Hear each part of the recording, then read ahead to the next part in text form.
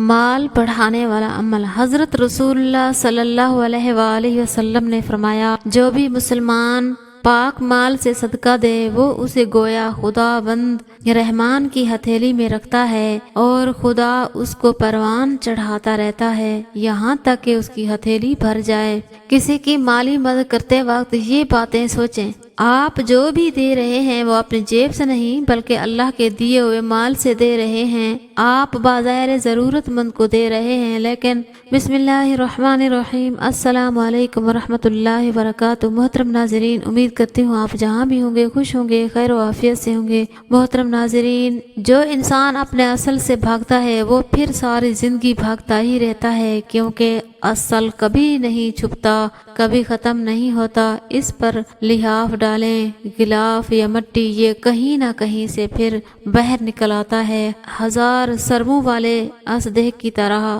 جس کا ہزارواں سر کاٹتے کاٹتے پچھلے 999 پھر سے نکل آتے ہیں۔ ہم سب بہت خامیوں والے انسان ہیں، غلطیاں گناہ سب کرتے رہتے ہیں، سب ایک جیسے ہی ہیں، کچھ خوبیوں میں اچھے، کچھ خامیوں میں برے، لیکن سب سے بہتر شاید وہ ہوتا ہے جو درگزر کرنے کا حوصلہ رکھتا ہو، اور بعض گناہوں کی سزا جب اللہ دے دیتا ہے تو پھر ہمیں نہیں دینی چاہیے۔ عاجزی، جب آپ صبح اٹھتے ہیں آپ کے گرد بظاہر سب ٹھیک ہے، آپ کے اپنے ٹھیک ہیں، آپ کو کوئی جسمانی مسئلہ نہیں ہے تو کم از کم ایک بار الحمدللہ ضرور کہیں۔ باقی معاملات بعد میں دیکھے جا سکتے ہیں، لیکن پہلے عاجزی اور شکر کا مظاہرہ تو کریں، پہلے مثبت سوچیں، باقی کم از کم 99% چیزیں ٹھیک لگنے لگتی ہیں۔ اللہ کے رنگ میں رنگ جانے کا مطلب یہ نہیں کہ آپ دنیا چھوڑ دیں، آپ نے دنیا میں رہ کر ہی تو ثابت کرنا ہے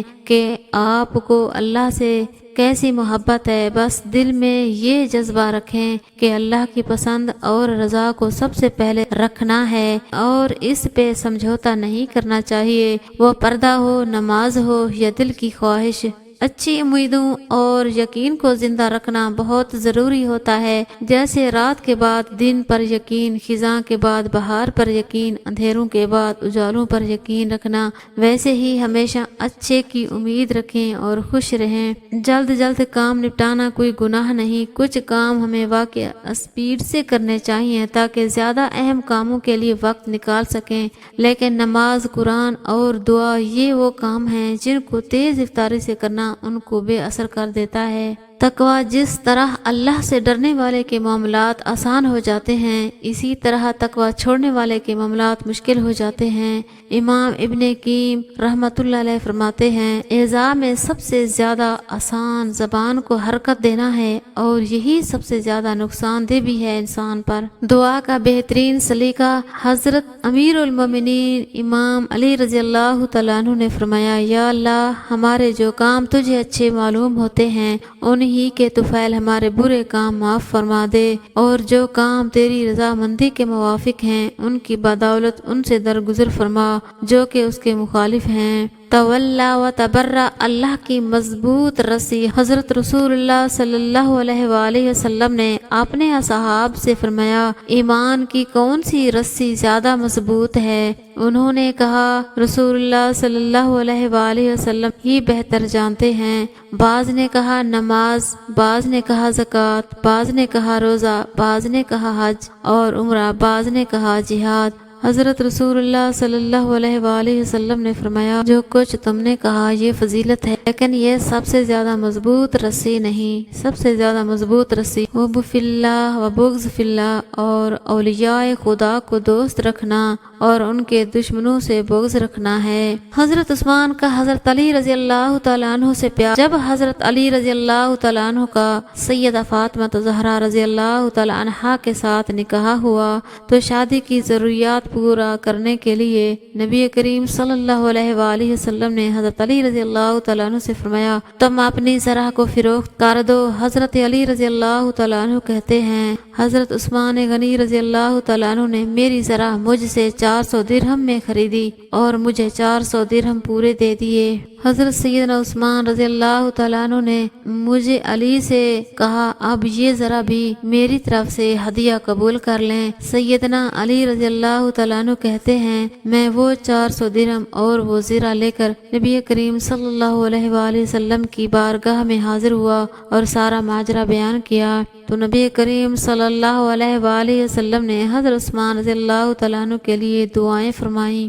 پیر کے دن کا انوکھا راز حضرت عبداللہ بن عباس رضی اللہ تعالیٰ عنہ فرماتے ہیں پیر کے دن کو آقائے نامدار تاجدار مدینہ صلی اللہ علیہ وآلہ وسلم کی سیرت کے ساتھ ایک خاص مناسبت اور خصوصیت ہے، وہ یہ کہ نمبر 1 پیر کے دن آپ صلی اللہ علیہ وآلہ وسلم کی ولادت باسعادت ہوئی، نمبر 2 پیر کے دن آپ صلی اللہ علیہ وآلہ وسلم کو نبوت ملی، نمبر 3 آپ صلی اللہ علیہ وآلہ وسلم نے پیر کے دن حجر اسود کو اپنی جگہ رکھا، نمبر 4 پیر کے دن آپ صلی اللہ علیہ وآلہ وسلم نے مکہ مکرمہ سے مدینہ کی طرف ہجرت کے لیے غار ثور سے سفر کی ابتدا فرمائی، نمبر 5 پیر کے دن آپ صلی اللہ علیہ وآلہ وسلم مدینہ منورہ پہنچے، نمبر 6 پیر کے دن ہی آپ صلی اللہ علیہ وآلہ وسلم کی وفات کا سانحہ پیش آیا، نمبر 7 آپ صلی اللہ علیہ وآلہ وسلم پیر کے دن روزہ رکھتے تھے۔